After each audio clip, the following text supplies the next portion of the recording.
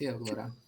Ya, ya, entonces vamos a comenzar con la clase de diabetes mellitus, emergencias agudas, ¿ya? O complicaciones agudas, como es el estado hiperosmolar y la diabetes mellitus, perdón, las cetoacidosis diabéticas, como hiperglicemias, ¿no? Y la hipoglicemia, ¿ya?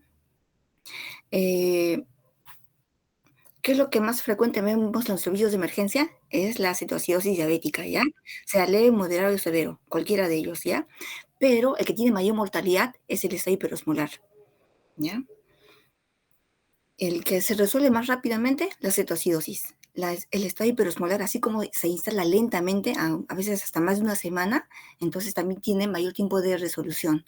O también se complican y fallecen porque se asocia a otras comorbilidades, ¿no? Como una neumonía o un ACV, ¿no? Se complican y fallecen. Por eso es que es mayor la mortalidad en el estado hiperosmolar. Y también es más lento en resolver. En cambio, una cetoacidosis leve, moderada, severa, puede ser en horas, ¿no? 6 horas, 8 horas, un día, por ejemplo, para una cetoacidosis, ¿ya? Más o menos un 40 hasta un 60% en los servicios de emergencia llegan pacientes ya asociados con la patología esta, ¿no? Que es la diabetes mellitus, ¿ya? A ver, vamos a ver. Las complicaciones agudas, cetoacidosis y el estado hiperglicémico hiperosmolar, ¿no? Y la hipoglicemia, ¿ya? Bueno, desde 1828 se describe el primer caso de coma diabético, ¿no? Luego se va viendo cómo se presenta la respiración de Kussmaul, ¿no? En pacientes con cetoacidosis diabéticas, ¿no? Está hiperventilando, ¿no? Es porque tu paciente, si está sentado y tiene una glucosa en 600 o 400 o 500, incluso hay pacientes que tienen glucosa menos de 250 y ya tienen una cetoacidosis, sí, también. Esa patología se llama cetoacidosis euglicémica. No cumple los criterios para una cetoacidosis diabética, pero ya tiene glucosa menos de 250, tiene una respiración de Kussmaul, por ejemplo, y ya cumple también criterios de una cetoacidosis, ¿ya? ¿Qué más? Con el descubrimiento de la insulina se va disminuyendo la mortalidad, ¿no? Tanto era así que el 60% moría en 1923 y un 10% en la década de 1970, ¿no? Actualmente, ¿quién fallece más? Habíamos dicho la cetoacidosis diabética, ¿no? Un 2%. Y de un 5 a un 16% un estado hiperosmolar, ¿ya? Lo mismo, ¿no? Que habíamos dicho. 40% en los servicios de emergencias diabético, sí. La cetoacidosis es mayor incidencia, mayor frecuencia que el estado hiperosmolar también. La mayor mortalidad en la cetoacidosis y un 15% en el estado hiperosmolar. La cetoacidosis, la principal causa de mortalidad en diabetes tipo 1, 50%. Y hablamos de la cetoacidosis euglicémica, ¿no? Un 10% de todos los casos. Cuando los criterios de cetoacidosis no cumplen mayor a 250 de glucosa, es menos, pero está haciendo una cetoacidosis ya, porque el pH está disminuido y el bicarbonato también está disminuido, ¿ya? ¿Qué más? El pronóstico empeora en pacientes mayores a 65 años y en presencia de comorbilidades. También se asocia a la polifarmacia, ¿no? En nuestros adultos mayores. Ahora, ¿qué vemos en la cetoacidosis y en el estado hiperosmolar? Vemos especialmente en la cetoacidosis un déficit absoluto o relativo de la insulina, ¿no? Hay un déficit, hay una poca producción de esto, ¿no? Y quienes actúan en el mecanismo contrarregulador son el glucagón, las catecolaminas, el cortisol y la hormona de crecimiento, que van a llevar una cetoacidosis o presencia de cuerpos cetónicos, butirato y el acetato, ¿no? Produciendo una hiperglicemia y también una deshidratación. Lo primero, cetoacidosis para la cetoacidosis diabética, ¿ya? La hiperglicemia y deshidratación también puede ser para el estado hiperosmolar. ¿Puede haber un paciente con cetoacidosis y estado hiperosmolar al mismo tiempo? Sí, sí puede haber. Es una cetoacidosis, decimos una diabetes mellitus mixta, ¿no? Ya, esto es lo que habíamos dicho, ¿no?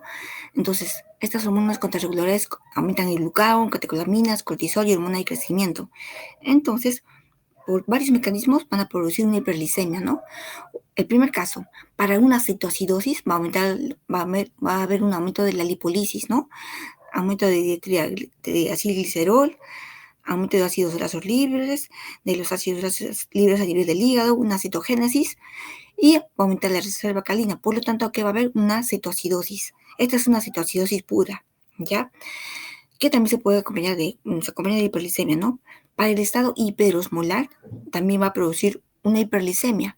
También se va a acompañar eso por el aumento de la utilización de glucosa en los tejidos proteólisis, sustratos, va a aumentar los sustratos gluconeogénicos, aumento de la gluconeogénesis, por lo tanto, una hiperglicemia. Y también va a haber un aumento de la glucogenólisis, ¿no es cierto? Todo esto hiperglicemia. Va a producir esta hiperglicemia, una glucosuria, una diuresis osmótica, va a haber pérdida de agua y de electrolitos. Tanto es así que en el estado hiperosmolar va a haber, por ejemplo, de 6, 8 hasta 10 litros de pérdida de agua. Y nuestro paciente, en el estado hiperosmolar, la reposición va a ser aproximadamente la misma, ¿no? 6 litros, 8 litros, 10 litros de agua. Nuestro paciente va a estar muy deshidratado y la osmolaridad sérica va a estar aumentada, mayor a 320 en el estado hiperosmolar, por ejemplo. ¿Ya? Y va a requerir mayor líquidos que la cetoacidosis. En cambio, en la cetoacidosis no va a haber, no va a estar tan alterada la osmolaridad, ¿no? En la cetoacidosis puede ser 4 litros, 2, 3 litros, 4 litros de agua, ¿ya? ¿Qué más? Es lo que habíamos hablado, ¿no? Una cetoacidosis pura por activación por, eh, por la activación de la lipasa hormonosensitiva a través de los triglicéridos, y va a haber una mayor producción de los ácidos grasos, ¿no? Produciendo cuerpos cetónicos, butirato y acetoacetato, y va a producir una acidosis metabólica, ¿ya? En cambio, en el estado hiperosmolar va a haber una hiperglicemia, glucogenólisis y gluconeogénesis. Va a producir una diuresis osmótica y deshidratación, ¿no? Con esta hiperglicemia, con aumento de la resistencia a la insulina, ¿no? Cuando hay aumento de estos grupos cetónicos, ¿ve qué va a producir?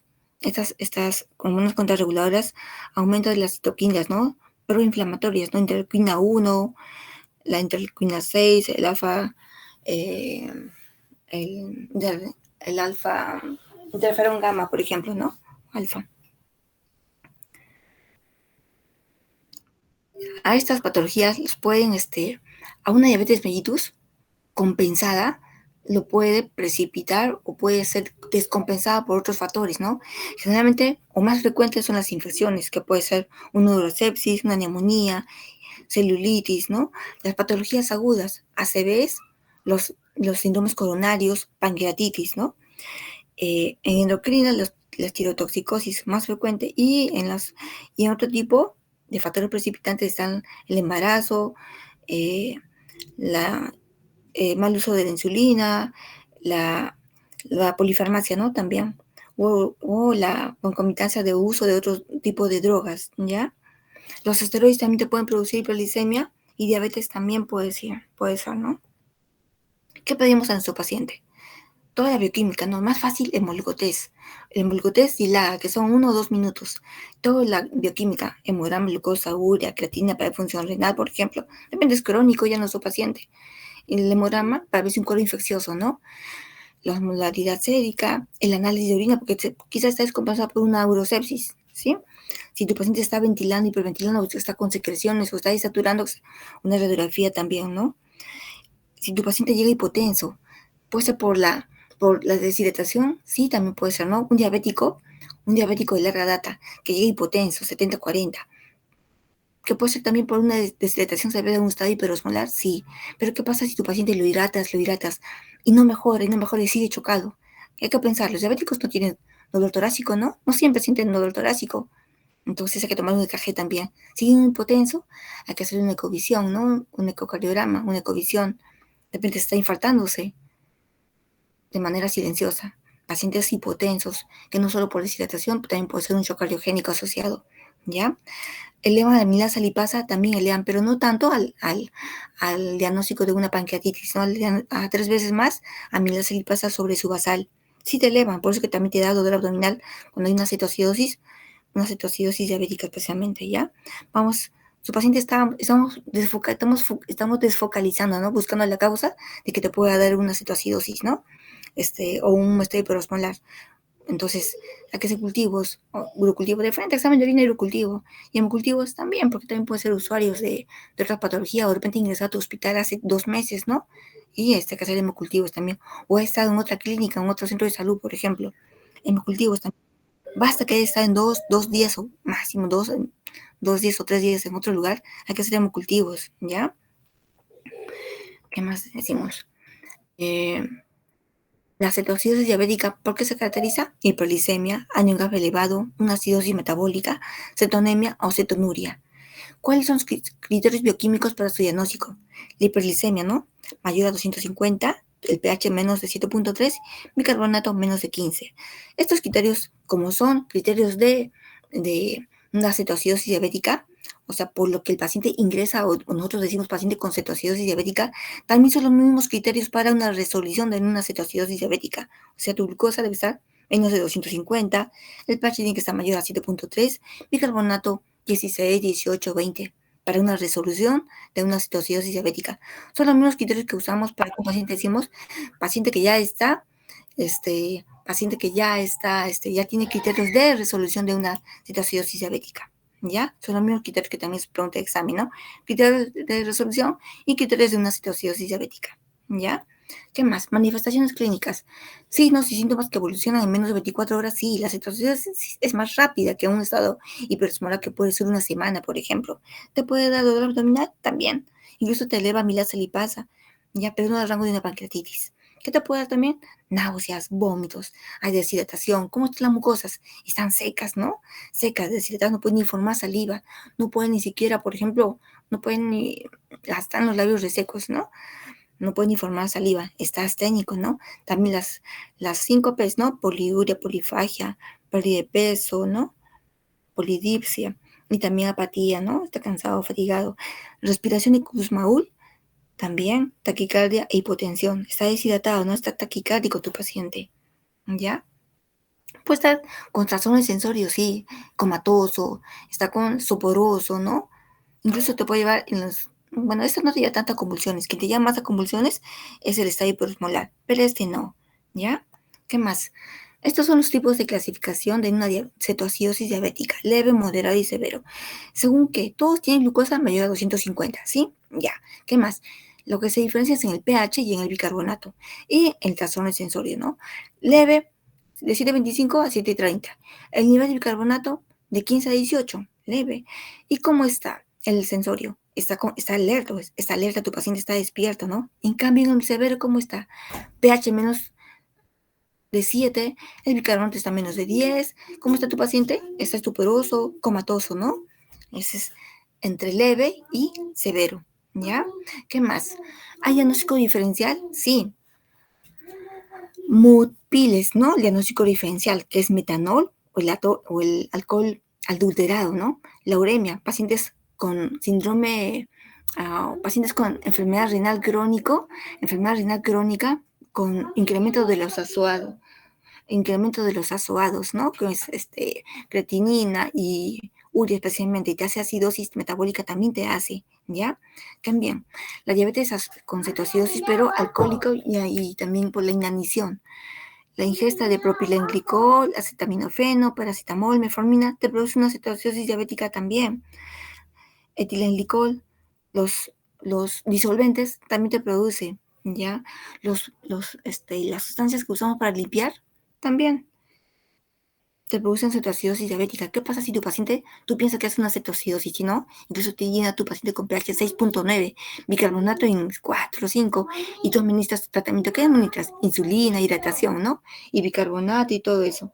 Entonces, ¿qué pasa si administras todo lo que es tratamiento para una cetoacidosis, pero no se resuelve, no se resuelve? Hay que empezar en otras cosas. Lo más común que cosa es metanol e ingesta de etilenglicol, ¿ya? Es lo que más frecuente que nosotros vemos en emergencia. Si tu paciente no resuelve y no baja la glucosa, tiene glucosa, por ejemplo, en 600, ya 500, 400, pero de 500, viendo con 500, ¿no? Y no baja, y no baja, y no baja. Siguen 500, ya van 2 horas que estás con insulina en infusión, estás en insulina, estás con bicarbonato, con hidratación, 4 litros, y no mejora, hay que buscar otras causas, ¿ya? Una de estas causas es más frecuente, ingesta de metanol, y otros de etilenglicol, por ejemplo, ¿ya? ¿Qué más? El tratamiento que dijimos, ¿tu paciente cómo va a estar? Está deshidratado, ¿no es cierto?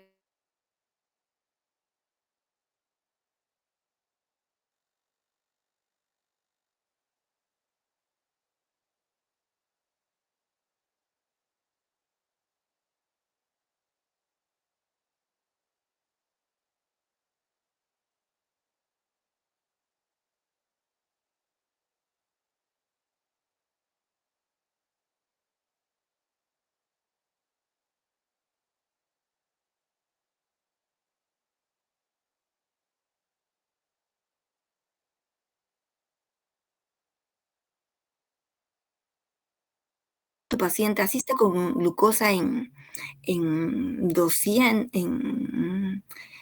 ya 500 de glucosa, y el sodio que esté en 140, ¿cuánto es normal el sodio? 135, 145, pero está con 148, 150. Nosotros seguimos hidratando. Tomamos un AGA, controla las 4 horas o las 2 horas, y según ese AGA, recién corregimos el sodio. Aunque si está con hiperglicemia, como está deshidratado tu paciente, probablemente va a estar con hipercloremia e hipernatremia, ¿no es cierto? Con sodio alto y cloro alto. Entonces ya vamos a hidratar solo con agua destilada, ¿ya? Depende del sodio. Primero siempre a todos cloruro de sodio. Luego el segundo control, el segundo haga control, ahí corregimos el sodio, corregimos el potasio, corregimos, perdón, el sodio especialmente y el cloro, ¿no? Corregimos con agua destilada, ¿ya? ¿Qué más? La insulina, mmm, por ejemplo, ¿cómo administramos insulina? Puede haber dos maneras. Si no tenemos bombas infusoras, esas máquinas que te gradúan la cantidad en mililitros, digamos a 2 cc, a 4 cc, a 8 cc o 8 mililitros por hora, entonces, ¿qué hacemos? ¿Podemos administrar insulina en subcutánea o endovenosa? Sí, también. No siempre vamos a tener disponibles o un área de unidad crítica, ¿no? Como donde usamos las máquinas infusoras, por ejemplo, ¿no? Podemos hacer insulina venosa subcutánea, sí, cada hora, cada 2 horas, ¿ya? Pero si tenemos una máquina infusora, podemos hacer, por ejemplo, ¿qué es? Chicos, un ratito. Espérense.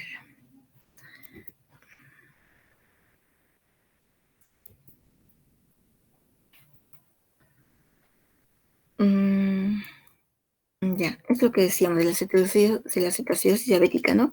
La glucosa, el pH, el bicarbonato sérico, cetonemia, cetonuria, betirosis y butirato que encontramos en los exámenes de laboratorio, osmolaridad plasmática, el daño GAP y el estado mental.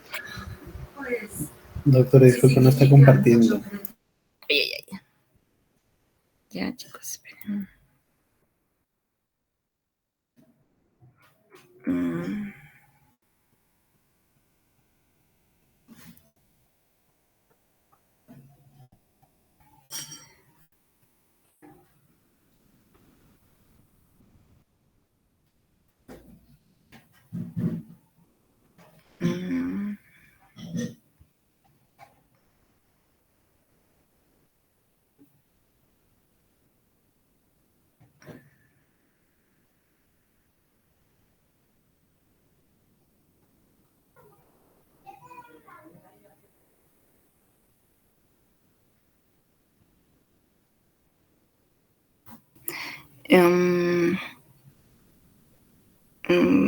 Ya.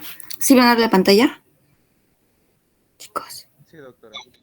Ya, entonces, ¿el tratamiento qué va a ser? Hidratación, insulina y bicarbonato de potasio, ¿no es cierto? Hidratación agresiva. ¿Cuánto de volumen vamos a requerir? De 15 a 20 mililitros por kilo, ¿no? Por hora. Por ejemplo, el paciente que pesa 60 kilos, 60 por 2, un metro 20, un litro 200 más o menos, ¿no? En una hora.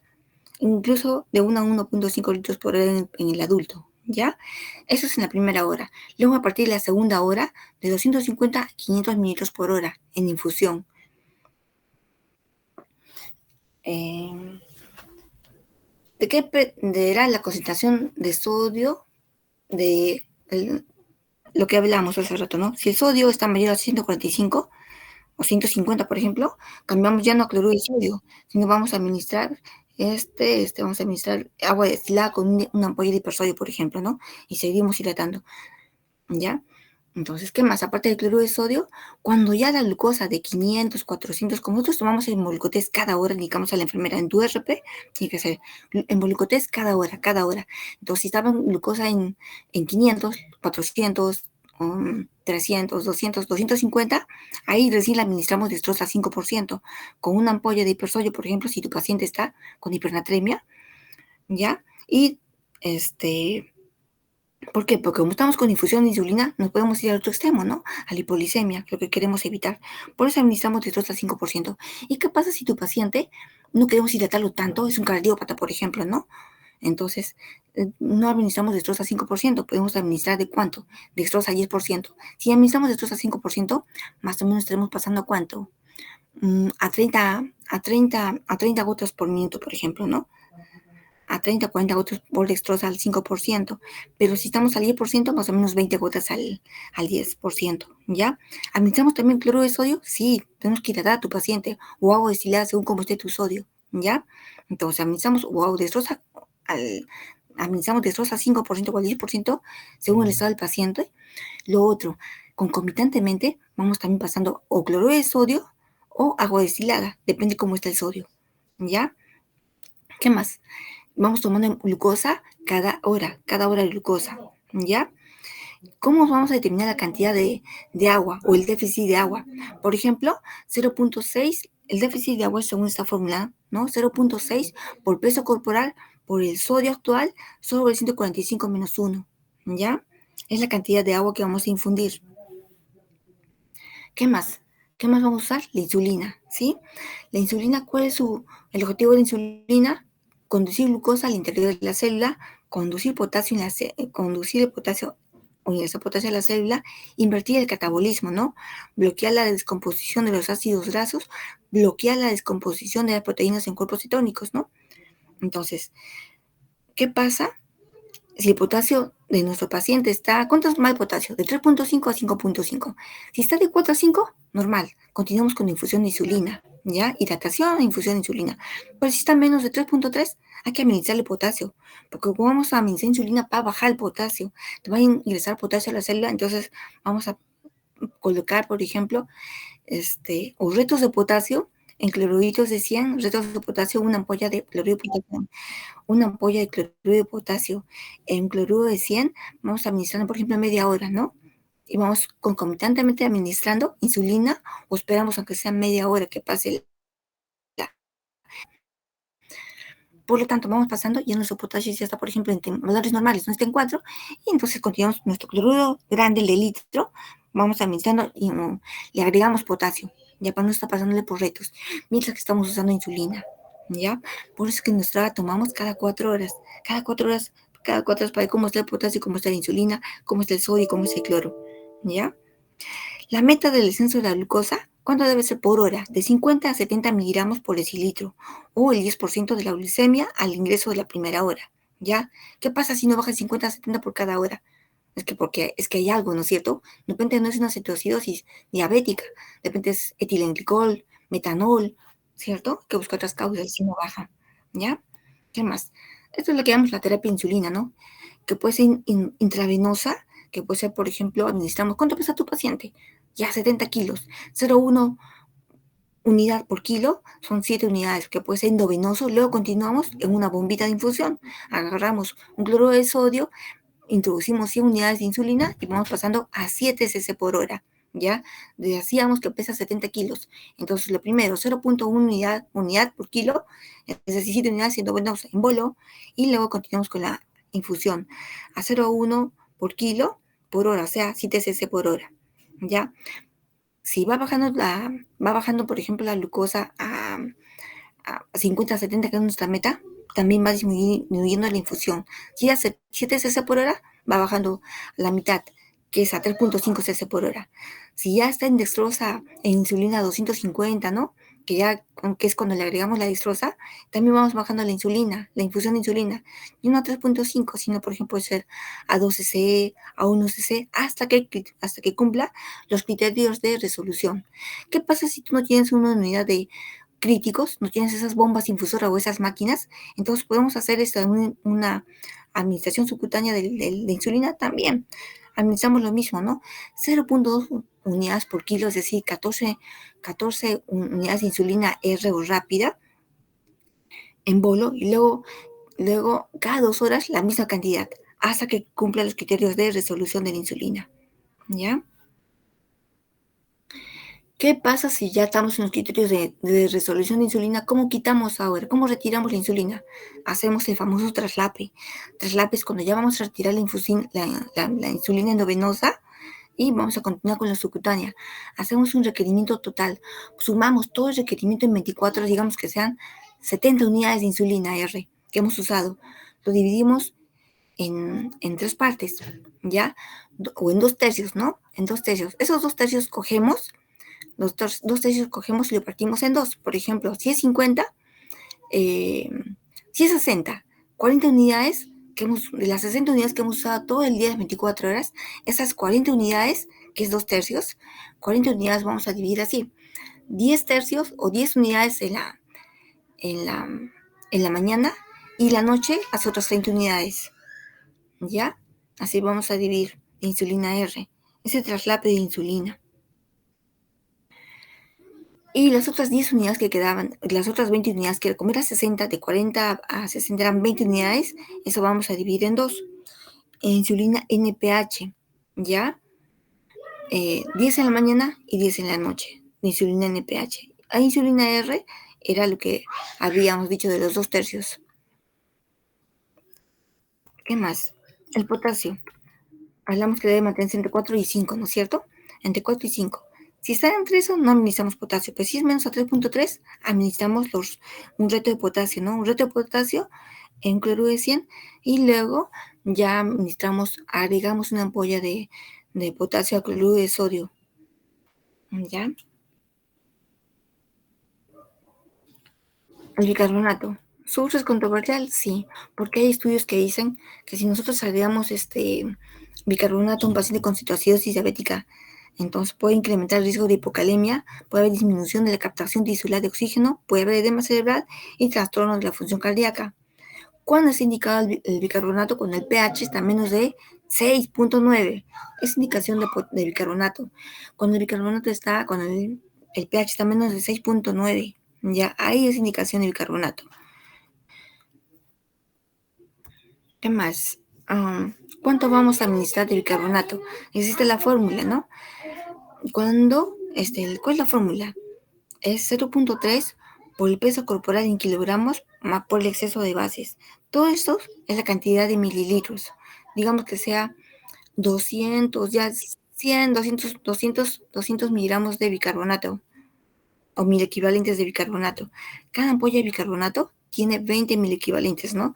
200 entre 20 son 10 ampollas de bicarbonato. Eso lo vamos a poner en cloruro de sodio y le vamos administrando en 30 minutos. ¿Ya? Como nosotros le vamos a tomar el agua en 4 horas, le podemos... disculpen.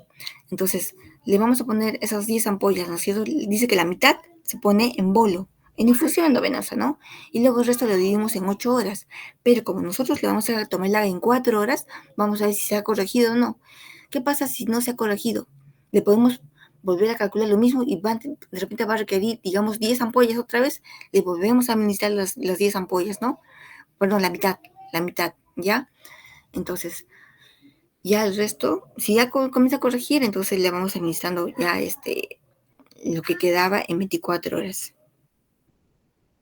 El otro estado, el estado hiperosmolar hiperglucémico, ¿no es cierto? ¿Qué va a haber? Hiperglicemia, ¿cuánto? Mayor a 600. Tu paciente, ¿cómo va a estar? Va a estar deshidratado y va a haber una hiperosmolaridad sérica. Esta es una complicación que conduce a una alteración de la conciencia, ¿no? Tu paciente se encuentra comatoso, soporoso, incluso puede llegar a convulsionar. No siempre va a haber acidosis o cetosis, ¿ya? O sea, no tiene que haber acidosis ni cetosis, salvo en los estados mixtos, ¿no? Es una complicación aguda más frecuente de descompensación por la diabetes mellitus tipo 2. Su frecuencia es menor que la cetoacidosis y la mortalidad es mayor, ¿no? Es 10 veces mayor y esto se explica por el mayor promedio de edad en que se presenta, ¿no? Mayor a 55 y 70 años. ¿Qué manifestaciones clínicas vamos a encontrar en el estado hiperosmolar? Va a haber deshidratación, alterable el estado de conciencia, pérdida del turbo, está bien deshidratado tu paciente, está seco, deshidratado, está hipotenso, está taquicárdico. Recuerden que ellos pierden 6, 8, hasta 10 litros de líquidos, ¿ya? Entonces, signos neurológicos focales y puede convulsionar también. En este caso no hay dolor abdominal y la fiebre es debido a la infección, ¿no? Siempre les compensan procesos infecciosos, ¿ya? O ACVs o los zicas, ¿no? Pancreatitis, lo puedes compensar a tu paciente. Ya, estos son los criterios diagnósticos para un estado hiperosmolar. Glucosa mayor nosotros trabajamos de acuerdo a la ADA, ¿no? Asociación Americana de Diabetes, ¿no? Glucosa mayor a 600. La osmolaridad, ¿cómo va a estar? Mayor a 320. Y el estado de conciencia, ¿no? Siempre esos tres. Glucosa mayor a 600, osmolaridad efectiva mayor a 320 y el estado de conciencia, soporoso, comatoso, convulsiona, por ejemplo, ¿no? casi no se altera ni el pH ni el bicarbonato, solo encuentras high. Cuando tomas el glucotés, high, y está comatoso, o está soporoso, o algo con incoherencias tu paciente, ¿ya? ¿Qué más? El tratamiento es una hidratación agresiva. Tenemos que reponer el volumen, ¿no es cierto? Para normalizar la osmolaridad, para restaurar el volumen intravascular y disminuir la glucosa, ¿ya? Igual, ¿no? Un litro de solución salina a la primera hora. Y luego vamos viendo cómo está la presión del paciente, cómo está el estado electrolítico, cómo está el sodio, potasio y cloro, especialmente eso, ¿no? Y el bicarbonato también, ¿sí?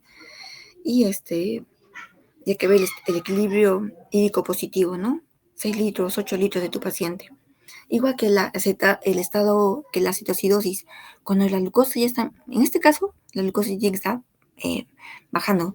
Cuando ya está en 300, por ejemplo, ya agregamos la destroza al 5%, ¿ya? Destroza al 5% para no llevarnos a una hipolisemia. ¿Cuánto es la velocidad de infusión? De 150 a 250 mililitros por hora. Igual que el estado, que la citocidosis diabética. Ya, el potasio, igual, ¿no? Como estamos administrando infusión de insulina, hay que ver cómo está el potasio. Si está bajo, administramos potasio. Para que la insulina no nos lleve al suelo el potasio que estamos administrando. Para que no nos baje más el potasio, ¿no? O administramos potasio en bolos y luego en el cloruro que estamos pasando o en el agua destilada le seguimos agregando potasio. ¿Ya? ¿Qué más? Bueno, nosotros, fosfato, bicarbonato, no, porque el pH no va a llegar a bajar tanto en el estado hiperosmolar, ¿ya? ¿Qué más? Como este paciente tiene 1000 de glucosa, tiene un estado de hipercoagulabilidad, pues que usamos enoxaparina de manera profiláctica, o heparina también, ¿ya? Estos pacientes demoran en salir del estado hiperosmolar, se quedan más días con nosotros, ¿no? Están una semana, 10 días, incluso a veces no llegan a salir de su sensorio y se van complicando y fallecen, ¿ya? Entonces, hay que prevenir en ellos las úlceras, eh, especialmente en pacientes postrados. Hay fórmulas que vamos a usar en ambas patologías, ¿no? El sodio corregido. ¿Cuándo vamos a usar el sodio corregido? Cuando en el estado hiperosmolar y la citocidosis, esta fórmula, ¿no? Que es el sodio actual por 1.6 por la glucosa menos 100 sobre 100 miligramos por decilitro. ¿Qué se dice, no? Que por cada 100 miligramos de glucosa, por ejemplo, sube 1.6 el sodio. Si su paciente tiene una glucosa de 1000, sube 16 miligramos de sodio.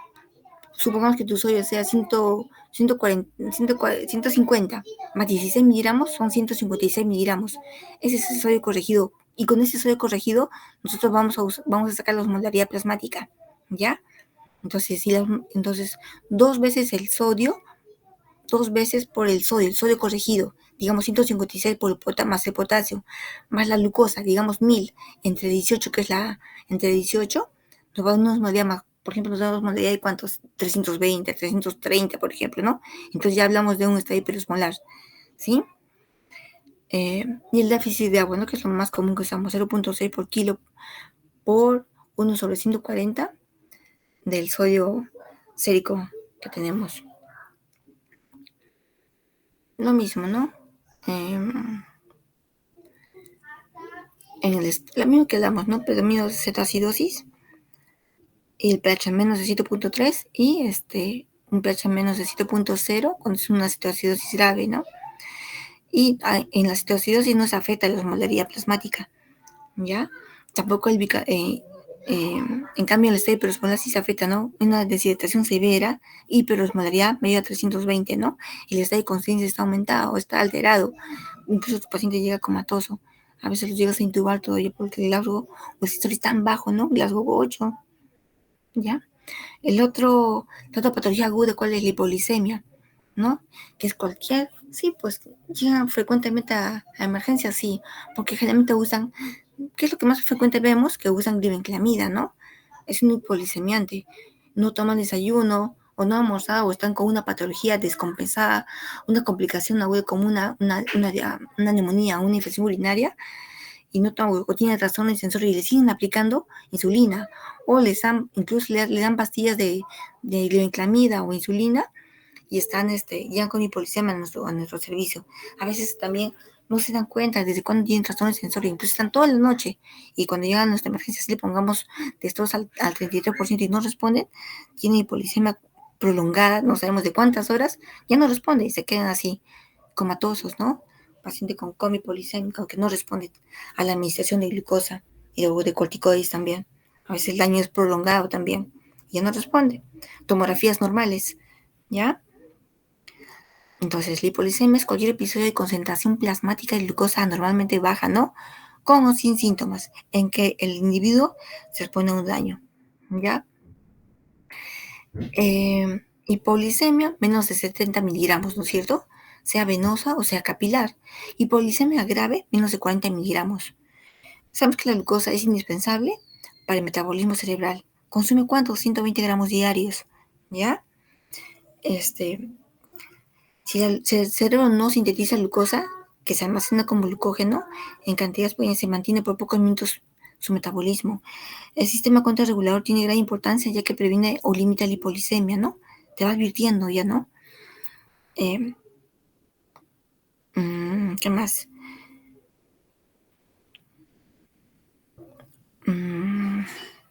La famosa teoría de Whipple, ¿qué es? Cuando encontramos al paciente con un nivel bajo de glucosa, con una aparición de los síntomas, y cuando estos síntomas mejoran tras la administración de tratamiento, tras la administración de droga. Entonces, si presentan estos tres ítems, es la famosa teoría de Whipple, que también es pregunta de examen, ¿ya? La hipoglicemia. ¿Qué vemos en la hipoglicemia? La primera respuesta, cuando hay pacientes que presentan hipoglicemia, hay inhibición de la síntesis de la insulina endógena, ¿no? Entonces, hay aumento de la glucogénesis hepática, disminución del empleo de la glucosa por los tejidos, por los músculos especialmente. Y luego, ¿qué más vemos?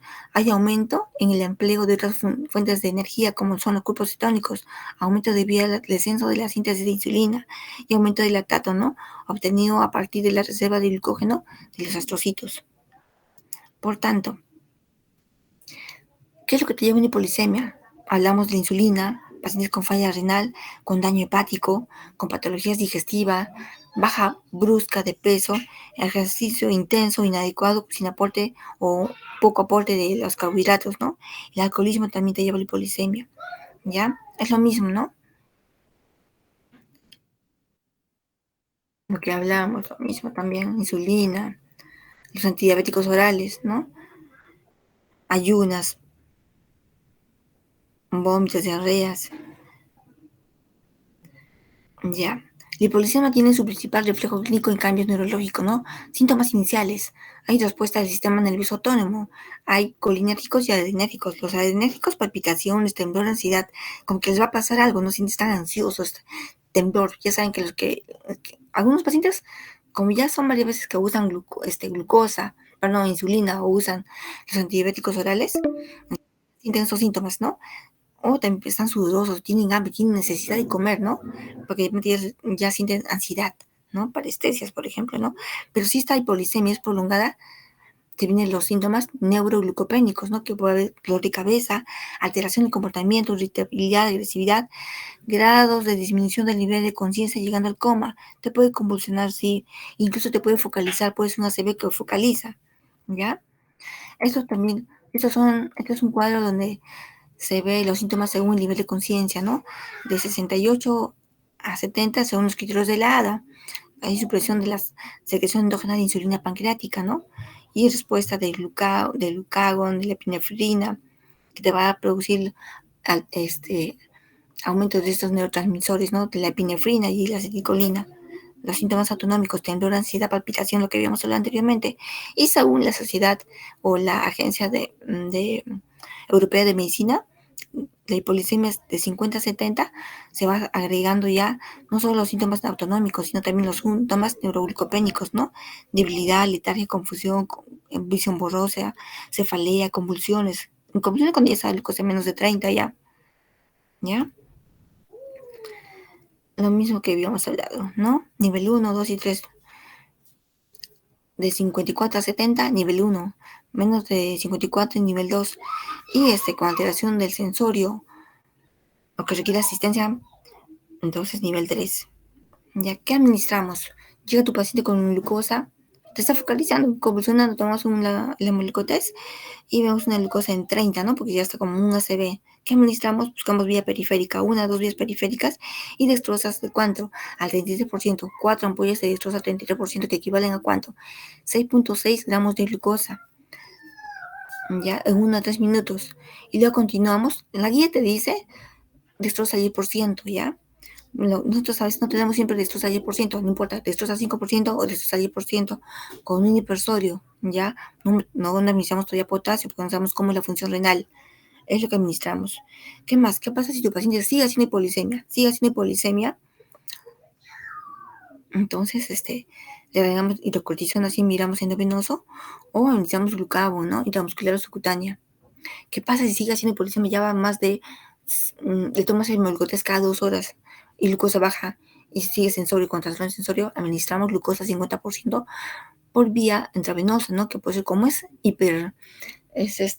te lesiona la vía periférica, tenemos que administrar glucosa 50%, pero por catéter venoso central, ¿ya?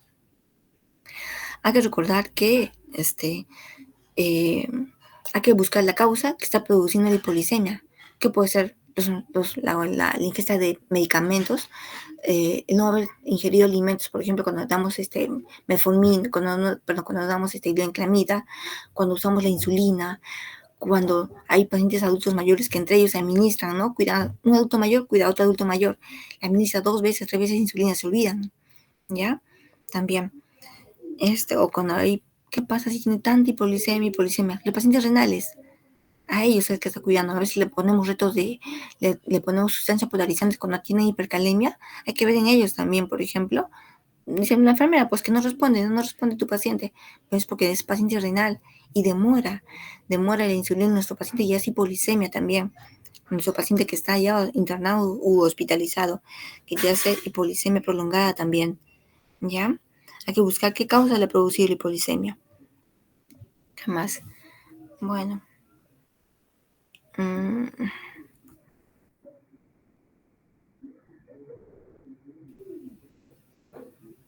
Bueno, estas son las complicaciones agudas, ¿no? El estadio hiperosmolar, la cetoacidosis diabética y la hipoglicemia, ¿no? Lo que debemos diagnosticar en todo paciente es los criterios de cetoacidosis diabética, los criterios de estadio hiperosmolar, los criterios de resolución de la cetoacidosis y del estadio hiperosmolar, ¿ya? ¿Qué más?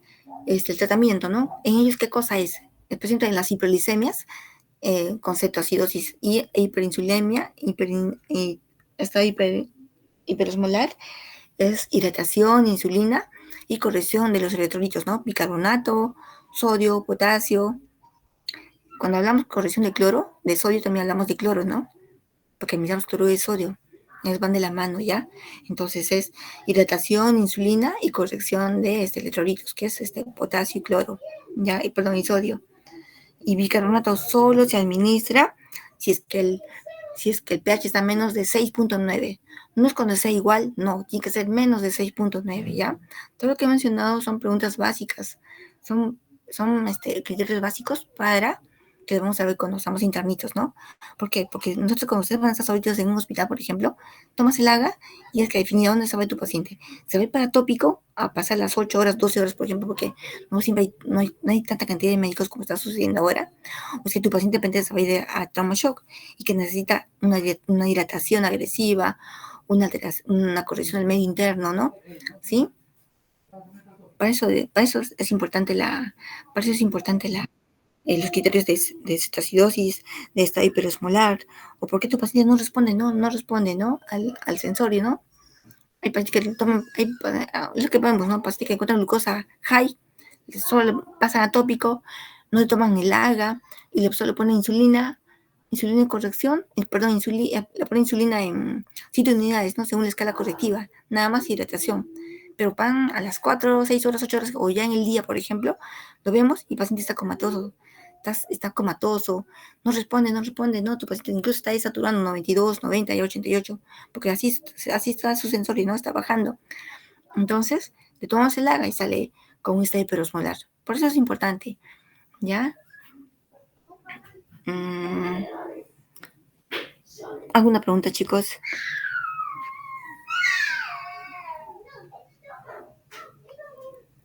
Una consulta. ¿Cuándo va a hacer su examen de emergencias? El lunes, doctora. Ya. El doctor está pidiendo 3 preguntas, ¿ya? De cada tema. Yo les dije más o menos lo que yo necesito, ¿no es cierto? Los criterios de CETO, los criterios de estado hiperosmolar, los criterios de resolución, la tríada de Whipple, que es fácil, ¿no? Tríada de Whipple, hipolicemia, ¿no? ¿Qué más? Y las correcciones, ¿no? Que es hidratación, insulinoterapia, corrección de bicarbonato, potasio, cloro. ¿No, chicos? Y siempre que desfocalizar a tu paciente, ¿no? No siempre son medicamentos, sino también son patologías agudas, ¿no? Urosepsis, neumonías, pancreatitis, ACVs, infartos, paciente chocado, que no solo es por la deshidratación, puede ser también un infarto cardíaco, ¿ya?